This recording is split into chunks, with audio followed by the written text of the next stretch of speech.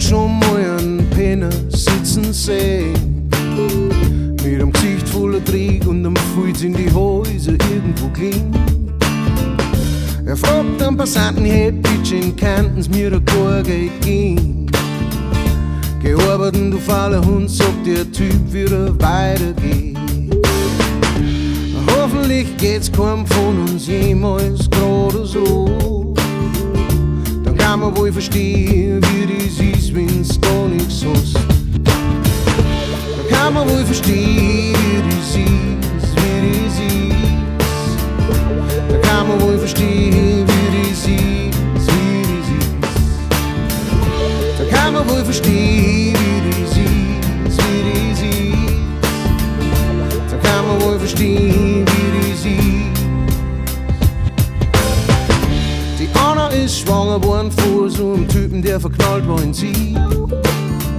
Er hat gesagt, Spaßl, keine Angst, aber ich kümmere mich schon um dich. Und 3 Monate später steht sie schibblett und er ist davon.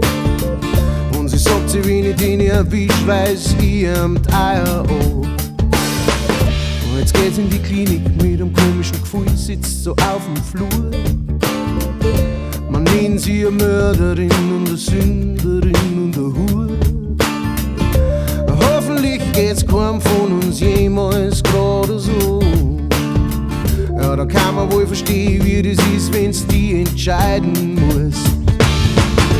Da kann man wohl verstehen, wie das ist, wie das ist. Da kann man wohl verstehen, wie das ist, wie das ist. Da kann man wohl verstehen, wie das ist, wie das ist. Da kann man wohl verstehen, wie das ist, wie das ist.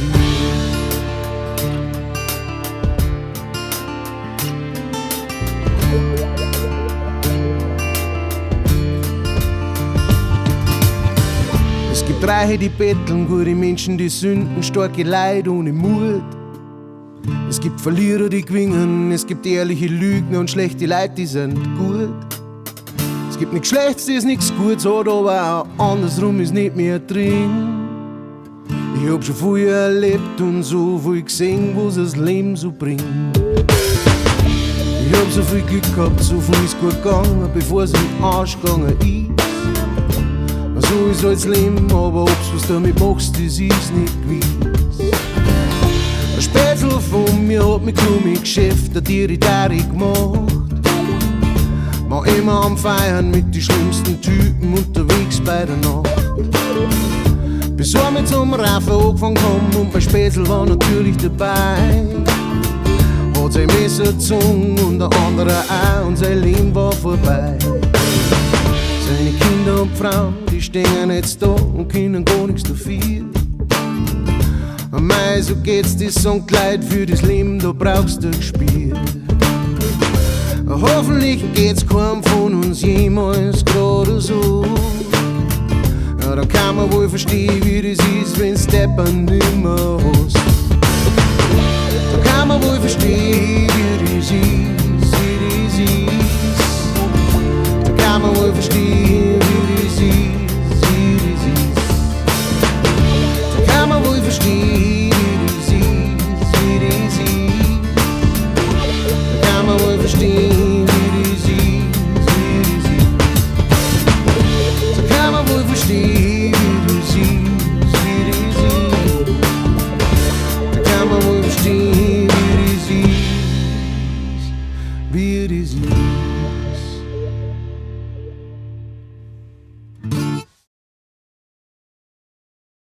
Jawohl, ihr Lieben, das war's gewesen.